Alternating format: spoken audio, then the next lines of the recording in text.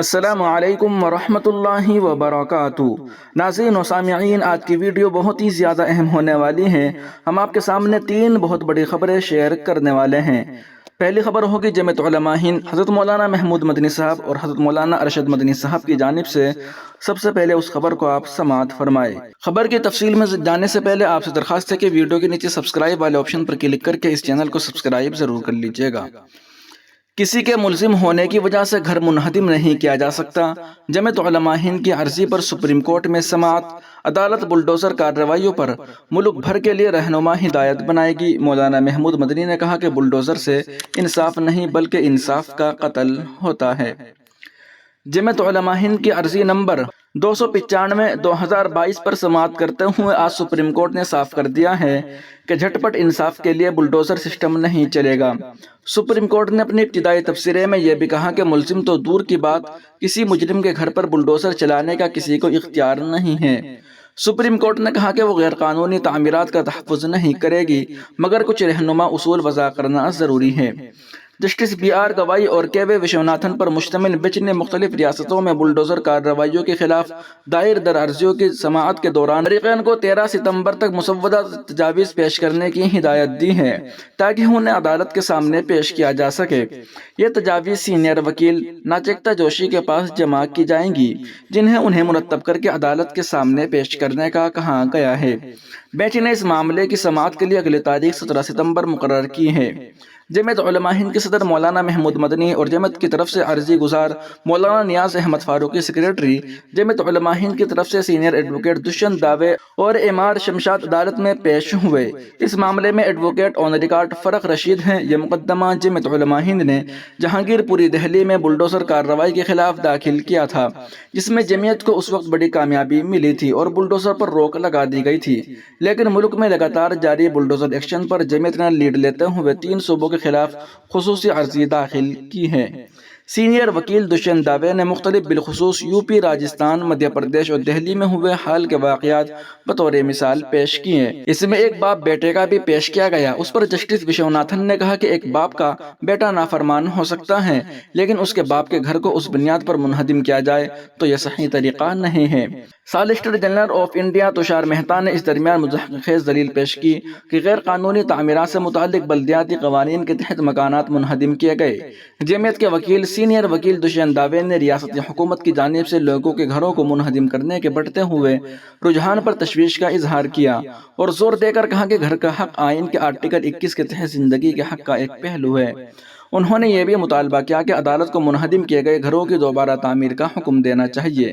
انہوں نے استدلال کیا کہ جے پور میں اسکول میں 2 بچوں کا جھگڑا ہوا تو اس میں مسلم بچے کے والد کا گھر گرا دیا گیا، کہ جبکہ اس مکان کا مالک راشد خان معمولی رکشہ ڈرائیور ہے، بڑی مشکل سے پیسے بچا کر گھر خریدا تھا۔ یہ کیسا انصاف ہے سر؟ اور بھی حیرت انگیز کہانیاں ہیں۔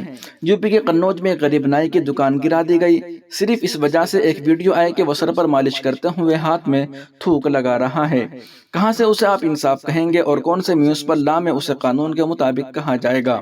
عدالت میں ہوئی کارروائی پر تبصرہ کرتے ہوئے اس معاملے کے اہم فریق صدر جمعیت علماء ہند مولانا محمود مدنی نے کہا کہ بلڈوزر سے انصاف نہیں بلکہ انصاف کا قتل ہوتا ہے۔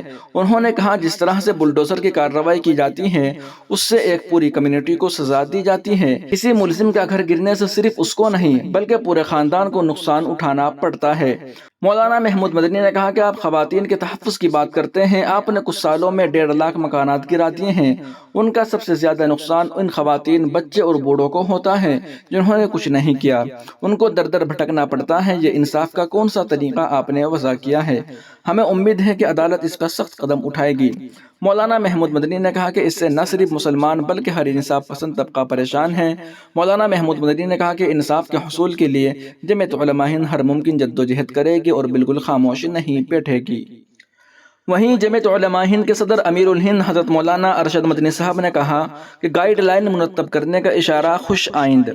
ملک کی مختلف ریاستوں بالخصوص بھارتیہ جنتا پارٹی کی قیادت والی حکومتوں میں مسلمانوں کے املاک پر چلنے والے غیر قانونی بلڈوزر کے خلاف داخل متعدد عرضیوں پر سپریم کورٹ میں سماعت عمل میں آئی، جس کے دوران عدالت نے تمام ریاستوں کے لیے رہنمایانہ اصول مرتب کرنے کا اشارہ دیا ہے۔ عدالت نے فریقین کو حکم دیا کہ اگلی سماعت پر گائیڈ لائنز کے تعلق سے مشورہ دے تاکہ بلڈوزر کارروائی پر قابو پایا جا سکے۔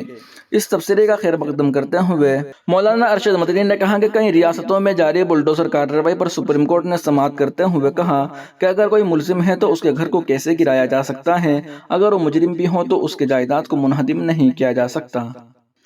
مولانا ارشد مدنی نے کہا کہ گائیڈ لائن کا فیصلہ خوش آئند حتمی فیصلہ بھی مظلومین کے حق میں ہوگا۔ وہیں دوسری جانب مہاراشٹر سے ایک بہت بڑی خبر آ رہی ہے کہ مسلمانوں کو دھمکی دی گئی ہے کہ مسجدوں میں گھس کر ماریں گے، مسلمانوں کو نتیش رانے کی دھمکی۔ ناظرین و سامعین، آگے بڑھنے سے پہلے آپ سے درخواست ہے کہ ویڈیو کے نیچے سبسکرائب والے آپشن پر کلک کر کے اس چینل کو سبسکرائب ضرور کر لیجئے گا۔ مہاراشٹر کے ضلع احمد نگر کی پولیس نے بی جے پی رکن اسمبلی نتیش رانے کے خلاف اشتعال انگیز تقاریر میں مسلمانوں کو دھمکیاں دینے پر معاملہ درج کیا ہے۔ نتیش رانے نے سری رام پور اور توپ خانہ علاقوں میں مہنت رام گیری مہاراج کی تائید میں 2 جلسوں سے خطاب کیا۔ مہنت نے گزشتہ ماہ اسلام اور پیغمبر اسلام کے خلاف اہانت آمیز ریمارکس کیے تھے۔ نتیش رانے نے کہا کہ مہاراج کو کچھ ہوا تو اس کے سنگین نتائج بھگتنے پڑیں گے۔ وائرل ویڈیو میں بی جے پی رکن اسمبلی کو یہ کہتے سنا جا سکتا ہے کہ اگر کسی نے رام گیری مہاراج کے خلاف کچھ بولا تو ہم تمہاری مسجدوں میں گھس جائیں گے اور ایک ایک کو نشانہ بنائیں گے۔ یہ بات ذہن نشین رہے۔ ایک پولیس عہدیدار نے پیر کے دن بتایا کہ نتیش رانے کے خلاف سری رام پور اور توپ خانہ پولیس اسٹیشن میں 2 FIR درج ہوئی ہیں۔ ویڈیو شیئر کرتے ہوئے مجلس کے ترجمان وارث پٹھان نے ایکس پر پوسٹ میں چیف منسٹر مہاراشٹر ایکناتھ شنڈے اور deputy chief minister Devendra Fadnavis سے مطالبہ کیا کہ نتیش رانے کو گرفتار کیا جائے۔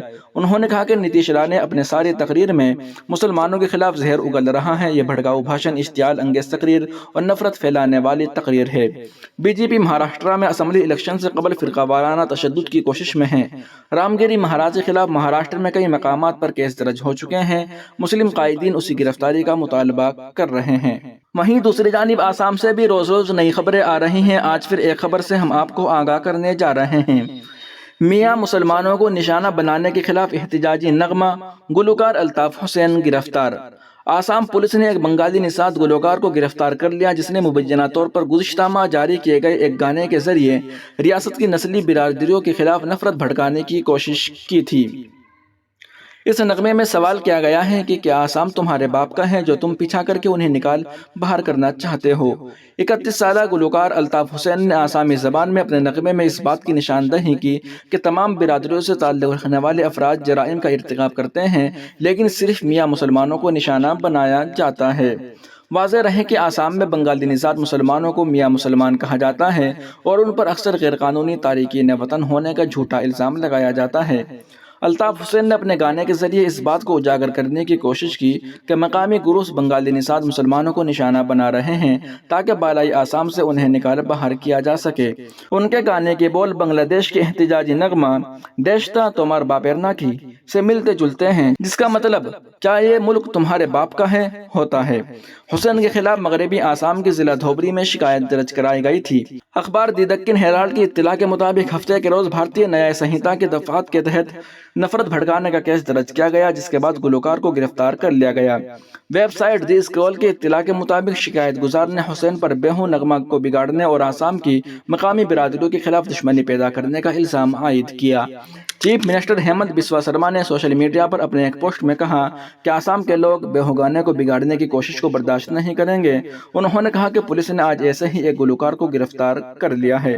ناظرین و سامعین، ان رپورٹوں کا آپ سن اور دیکھ رہے تھے محسن اسلام یوٹیوب چینل پر۔ تمام تازہ ترین اپڈیٹ حاصل کرنے کے لیے بھی ویڈیو کے نیچے سبسکرائب والے آپشن پر کلک کر کے اس چینل کو سبسکرائب ضرور کر لیجئے گا۔